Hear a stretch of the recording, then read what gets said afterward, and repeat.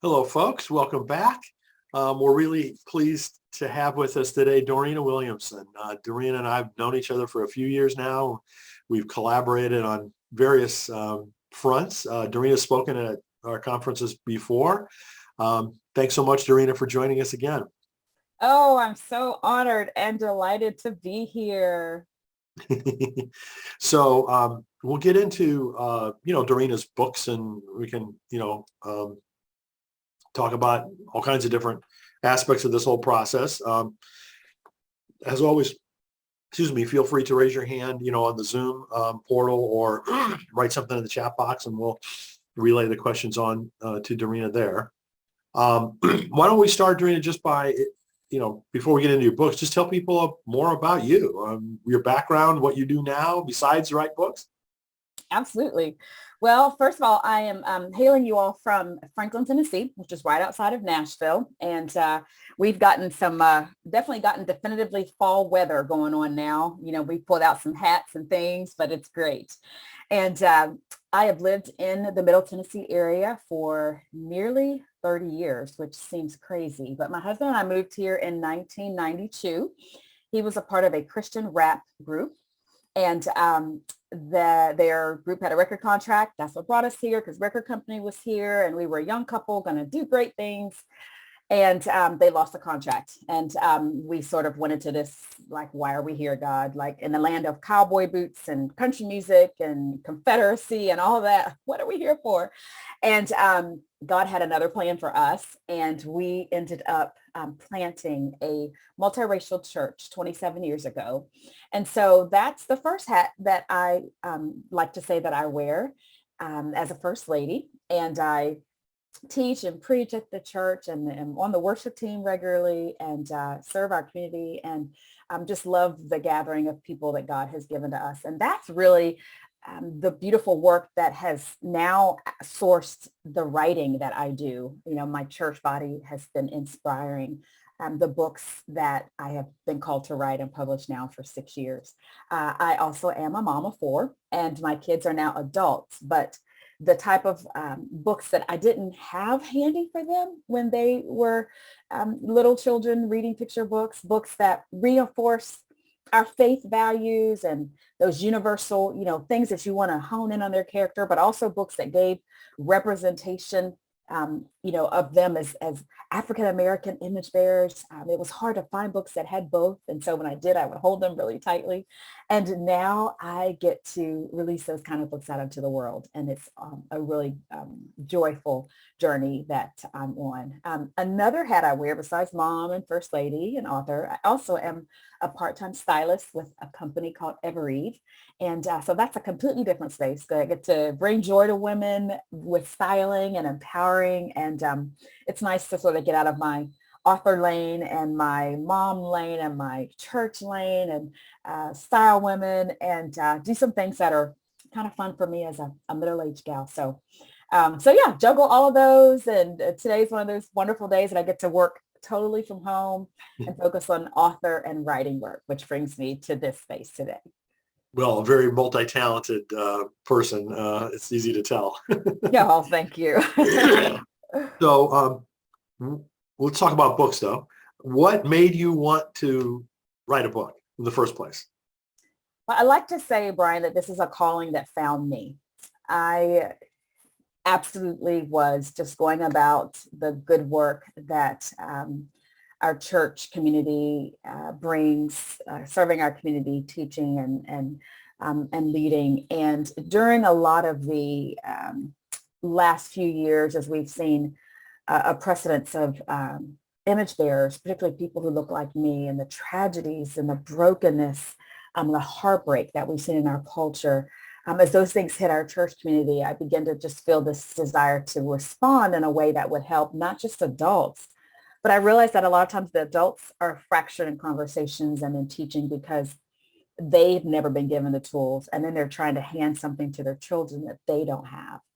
And, as I have been at the table of grace with people from different nations and backgrounds, and as Brian and I talked about before we hopped on, about how beautiful it is to learn from people who you may not even share all of the same convictions and opinions, but how else do you grow? And so as I've grown and learned and stretched, this is really a calling that found me. I just started getting these story seeds, and I thought they would be journal prompts. Everybody was journaling and blogging, and I thought maybe that's a way I can sort of have an outlet for some of the frustrations and things that I'm seeing in culture. And I kept getting these story seeds, and I'm writing them down, and then I sort of started feeling this sense of maybe I could write a kid's book. But wait, I've never done that before. My degree's in psychology. All the things that I thought you had to have or be or do to write books for children, I had to kind of work through all of that. Imposter syndrome, a lot of people call it. And not to say that that's completely over, but it was definitely a journey to really own that these ideas that I have could really help people, could help families. And so it was a calling that found me, and I just started walking it out. Finding publishing in color was beautiful for me as I had begun the official journey, published one book and in process with the next, but still realizing there was so much I wanted to learn and really grow in community. And so, this conference has helped me hone my skill and just grow. But I'm really grateful to get to help answer questions and help provide resources and tools that help parents, caregivers of children, faith leaders, kids ministry leaders, those who are influencing children, which really are all of us in some way. We're all influencing children. So I just really feel blessed that I get to be a part of the good work. Well, you're a blessing to, the rest of us and all the people that have purchased your books, for sure. No, thank you. So, as we discussed earlier, a lot of the folks here are first-time authors, early stage. Tell people kind of how you got your first book deal. Do you have an agent? How did all that work out for you? So my story is really unconventional, which sometimes is hard to share because it's not something that can be easily replicated. It's not like, okay, if you do these steps 1, 2, and 3, then that's how it will work for you. For me, from my journey, I live in Nashville, which is the hub of a lot of publishing. I believe I heard someone say that next to New York, it's the second greatest hub of publishing. And so I naively thought it might not be so hard, not because I thought I was so awesome or I had a kind of incredible platform or anything like that. I just thought, I knew someone who knew someone, and maybe I'll get a door open. And I began knocking on doors and did my due diligence with the great resources of Google, to be honest. A lot that you can learn about word count and how to, craft a proposal and all those things. Of course, now through outlets like this, there's so many more tools that are easier, but back in 2015 and 16, I didn't know about a lot of those. So I just Googled and researched, and I knocked on a lot of doors and got a lot of polite, no thank yous, not a good fit for us.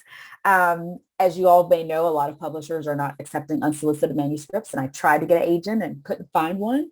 But providentially, through an old friend whose wife had published with B&H, who was my first publisher, I got a meeting with a gal who was looking for multicultural books.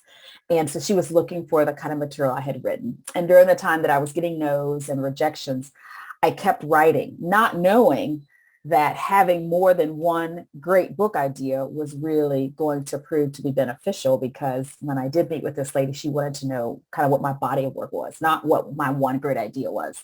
So that was God's providence, because I kept writing, and when we met, I had several book ideas to present. So I signed a 3-book deal with B&H without an agent, which was really a miracle because they don't do that. But through this lady at the time, she was the head publisher.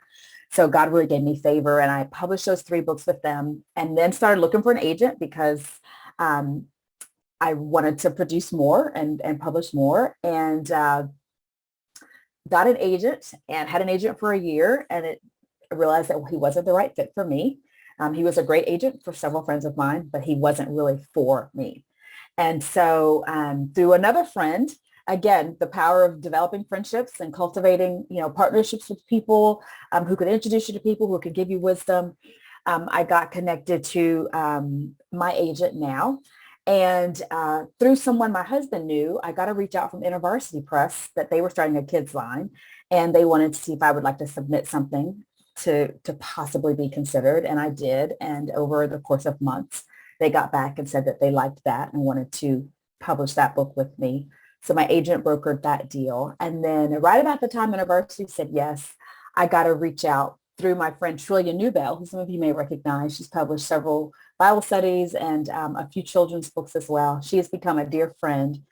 And she connected me to Waterbrook. So Waterbrook is who I've published my newest book. And so anyway, my story says that, if you don't have an agent, the opportunities that you might have through some of the folks that you've met and connect with through conferences like this, do your homework and, know how to develop your manuscript. Don't have typos in there, like some of those basic things that you can develop through, these learning formats here. But I guess the big picture too, Brian, is just, God has a path and a plan for everyone. And for some people, it may include traditional or self-publishing. For others, they may use their voice and the heart for work in their local churches or through other avenues. And, I've learned over the 6 years that, everybody's path looks different. And I've tried to structure my path like other people's, only to realize that I'm not them. And I need to walk out what God had for me. And that gave me a lot of freedom to just create and to knock on the doors and to do the things that I could do, but also not to try to be like anyone else, because it just doesn't work. So it's been unconventional, but I'm grateful for that, because it just reminds me that I'm not that smart. And that it's really been, divine work to open up the doors. And I just want to be faithful to do the good things that God has prepared and give me opportunity to. Well, everyone's path is unique. I mean, it's one of the things I found out because I've interviewed so many authors. That's one of the questions I ask. Well, how'd you get your first book deal? And it's like the difference and uniqueness of all these different stories just still astounds me. And, you're another classic case, right? Yeah, that's right.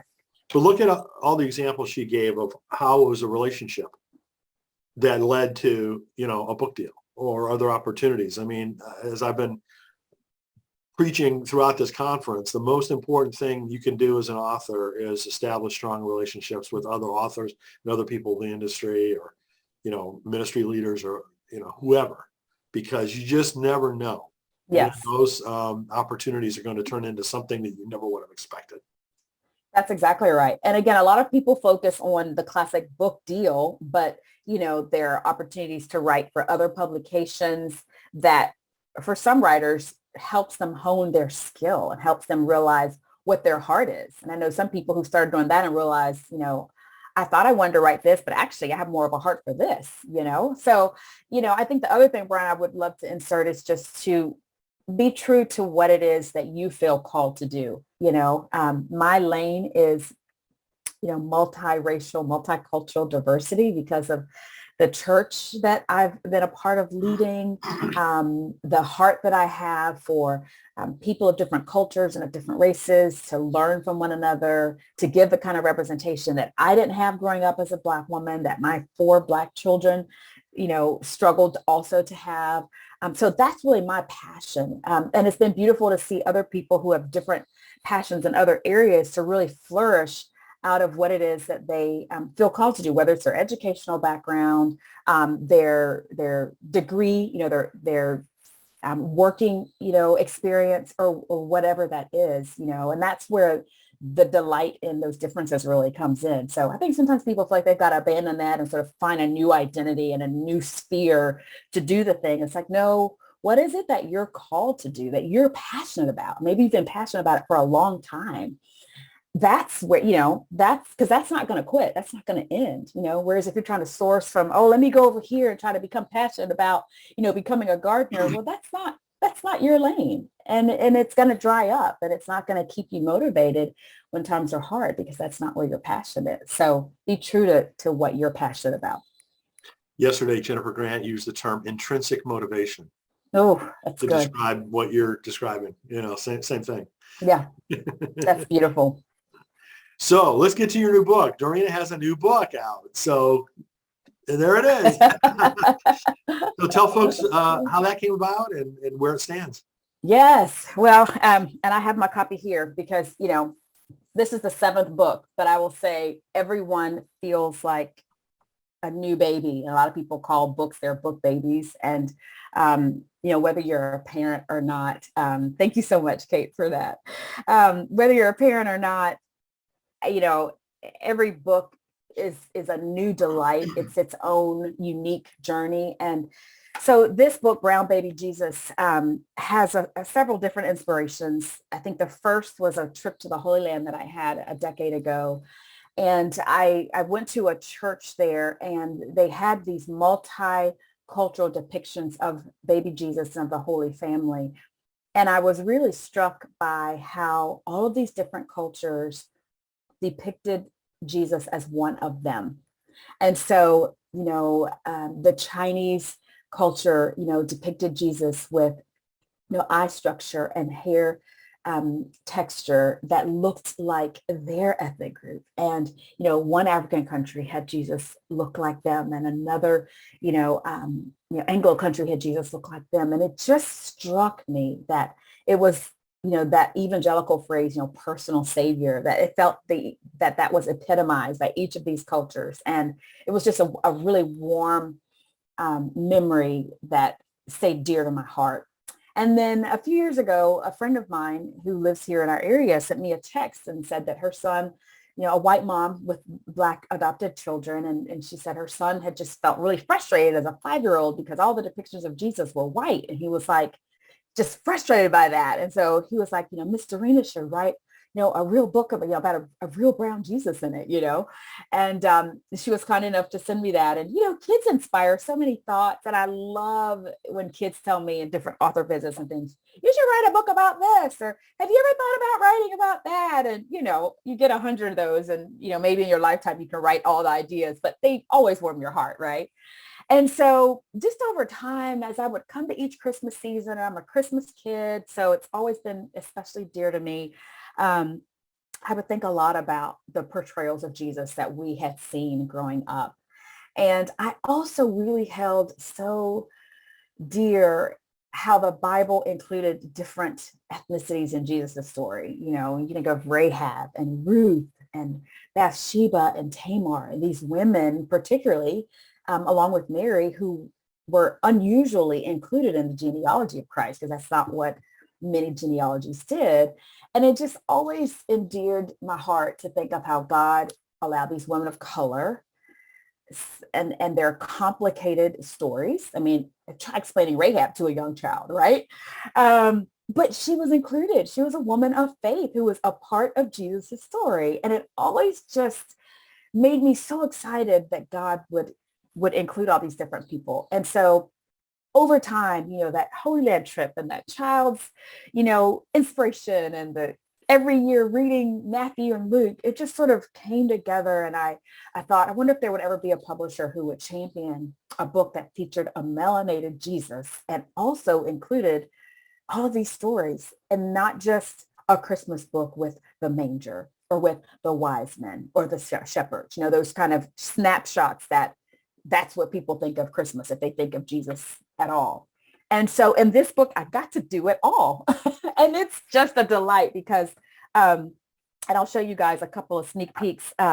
One thing, the book is set in Egypt because the Holy Family spent time as refugees in Egypt. So there's a spread of little toddler Jesus on Joseph's shoulders because, Jesus was under 2 when they moved there, if, as we read scripture.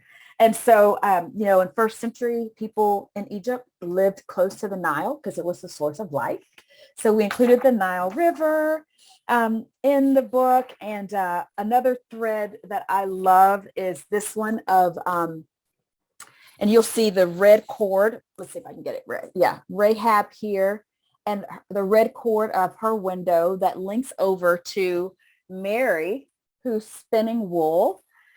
Which is something that first century women would do in Egypt. And it's connecting again. Mary's thinking of Jesus' story and she's thinking about Rahab because Mary knew the Old Testament. If you read that Magnificat in Luke, you see so much Old Testament history and Psalms in what she shared. And so as I thought about it, I thought, Mary Mary knew, the scrolls, she knew the scriptures. And so she would have known about, those people, and how she would marvel that this is the story that she and Joseph are also part of Jesus's story, as the angel, prophesied to them. So anyway, it's such a delightful book. I could go on and on, but it's unique. There's not, to my knowledge, another Christmas book that is like that, with all of these aspects together. A melanated Jesus set in Egypt, including all the women on in Jesus's story. For those who are asking, yes, it released September 20th. So if you search Brown Baby Jesus, or if you put my name in the search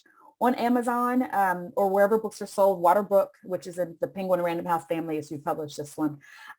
Also, my website has links for different places to purchase if you want to go there. But yes, it's available now, and I am just praying that it is a wonderful gift for families and for churches. Waterbrook's going to do a promotion, I think the end of October, beginning of November, for churches and people, ordering quantities. We're doing a Advent resource that will come out the beginning of November, I believe, or towards mid-November, so that families can kind of journey through Advent with some of the aspects of this book, just giving something different for people out there. So I'm excited about it. And, I've learned, again, an author should be excited about their own work. Nobody else should be more excited about your work than you are. So sometimes I'm like, I feel like a child, but I'm like, I should, right? This is hard work. It's really, absolutely. I mean, this particular book, I'm surrounded by commentaries, and, it was very important to be historically accurate as well as biblically accurate. And so to do that well over the course of months, to research and dialogue and all of that, it was a lot of hard work, but to see it in hand. And if you go to my website or my Instagram, or actually my social media, you can see I always post pictures when I open the books, and it's like, it's not staged, like it's true to like, oh my gosh, like, there it is, and wow, and just handling it. And this book is actually bigger than the other books that I had, which was really delightful, that they made it bigger to include the end sheets. We did these little aspects of some of the people in Jesus's genealogy. So, the creativity of not just having a solid color, like a lot of books when you open it and it's just a solid color at the end, but for children to think about Jesus's family tree, like kids are literal. So they might literally think Jesus in a tree, So to try to explain genealogy and some of these concepts to kids, like, let's put the family tree in the end sheets. And then that way, people who know scripture can go look it up. And even if people aren't Christians, because I hope that people who just know Jesus from history, but are drawn to a brown Jesus, might pick this up. And it might be an opportunity for them to, read, more about the Bible, and maybe look up Rahab and look up Ruth and Tamar and see again themselves in that story. So anyway, that's Brown Baby Jesus, and it's pretty cool, if I must say so. Yes, it is. Yes, it is. So you worked with Boomy on this, right? I did. Yes. So Boomy Ashola is not participating in this particular children's conference. She has in the past. Could you just tell folks a little bit about Boomy and your work with her? Yes. So what's so excited about Boomy is, when I was signing my contract with Waterbrook, this was the first book I released with them, Crown with Glory. And as I was signing my contract with them, they were hiring Boomy. And of course, I didn't know that until, we got past contract phase, and then, okay, and your editor is, and I had connected with Boomy through another book for another publisher that she used to work for that they didn't take. And so when I recognized her name, when I looked her up, I was like, oh, you mean I'm going to get to work with a Black woman? Because this book, Crown with Glory, is about Black girl hair and, celebrating your God-given beauty. And so it was so beautiful, Brian, to get to work with a Black woman with my first book with Waterbrook that was focused on Black hair, because I didn't have to define things, explain things, talk in detail about the illustrations, and guide her through.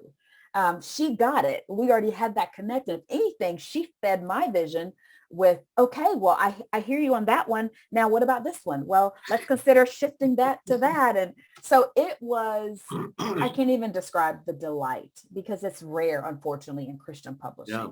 And That's why I wanted to point that out. I want people to know, yes, that she is, a children's book editor at a big 5 publishing house. yes. As Dorena mentioned, Waterbrook is part of Penguin Random House. And Boomy is just really smart and really wonderful person. Oh, I mean, I can't even tell you guys. I mean, working with her, the way that she challenged my work to be even better than what it started off as, which is, for some people can be a little like, okay, are they going to change it? Are they going to, not let it be true to my heart? But no, it's about polishing it and taking something that's good and making it even better. And so Boomy has been a gift. I get to meet her in a few weeks at a conference here in Nashville that I'm speaking at. And my husband was like, you mean you don't know her? You haven't met? I was like, because we've emailed now for 2 years back and forth a ton and had, phone calls and FaceTime Zooms and all of that. And so I feel like he probably thought we've just been dear for a long time, but I actually get to meet her in person, which is there's so many people like that I've collaborated with close at multiple levels that that's right. I just met for the first time maybe a month ago or something. Yeah, that's right. Pandemic really caused a lot of that. That's right. So what other questions do folks have to talk to Dorena about? Bethany, go ahead. Hi, Brian. Hi, Dorena. Good to Hi, see Bethany. you. It's good We to always see you. meet up at Brian's conferences. That's right. Yeah, congratulations on your book. I love that concept. It's not just a straight manger story, but it encompasses all of God's different characters in it. I was wondering, I love that story. It's kind of bittersweet, the one you talk about, the 5-year-old who said, where am I? Why am I not represented in the skin color of Jesus? Have you been able to cycle back to that child and kind of say, look what we have? And Yes, I sure did actually, because they live locally. And so I was able to reach out to the mama and say, hey, I'm going to be actually, publishing a book about Jesus that's going to be a brown Jesus. And then when I got my author copies, I think I posted it on my store. I don't know if I posted on my stories on my Instagram page, but I certainly posted a picture of me with him. And when his mom told him, hey, she actually wrote the book and she's got it, he was like, wow, she did it, and it was just the sweetest thing for him to be, because it's been a few years. I think it's been 4 years since he first mentioned that to her. So I hope that, for his little life, I don't get to see them a ton, but I hope that that he will always know that, yes, your heart mattered. And for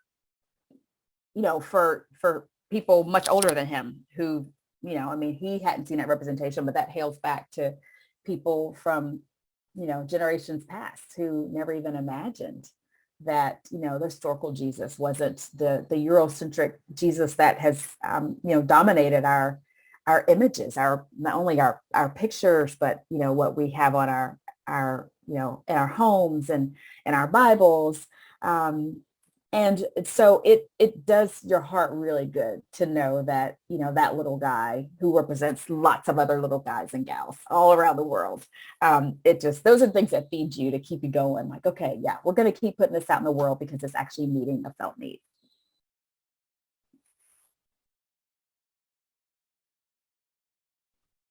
thank you.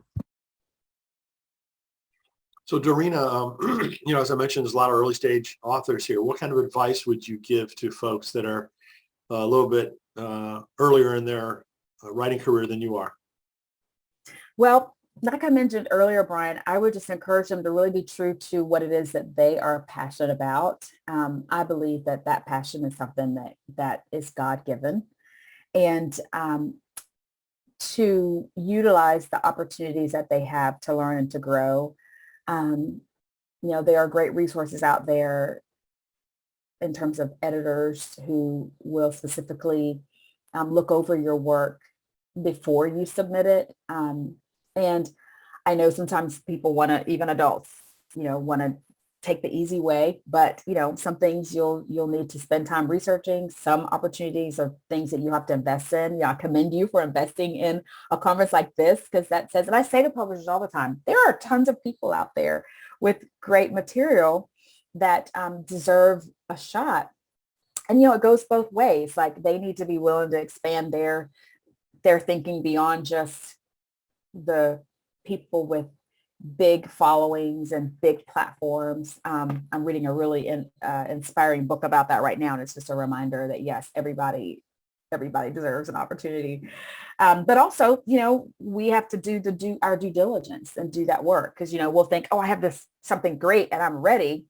But have you had anybody besides yourself look at it? And I don't mean just a friend, or just a fellow author, but someone who's a professional at that. So utilize those opportunities that you're given, and don't jump out there in terms of submitting something to publishers or agents without having had some other eyes looking at it. So to your point, Brian, about community, about other authors, maybe developing with other authors that you're meeting, critique groups where you can critique each other's work. So utilize the things that are being availed to you through the investment with this conference, just the resources, to sort of, give Brian, a little highlight there. I just really appreciate, the newsletters that he sends out every week, and so many great, incredible resources to help you hone and grow your gift. And then don't be afraid to knock on doors. And when you get rejections or people who don't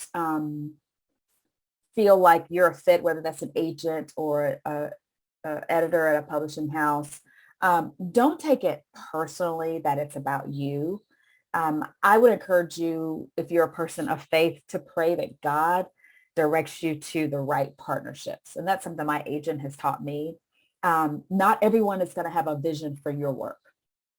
And before I published my first book, I had someone in the publishing world who said that there's just not really a market for multicultural children's books. They just don't really sell well. And I remember thinking, are you kidding me? I didn't say that to the person. I it's kind of indirectly, like someone told me that they said that, who I had submitted to, but I was like, where are they existing? Maybe they don't know any people beyond, their white world, but there's a whole lot of folks.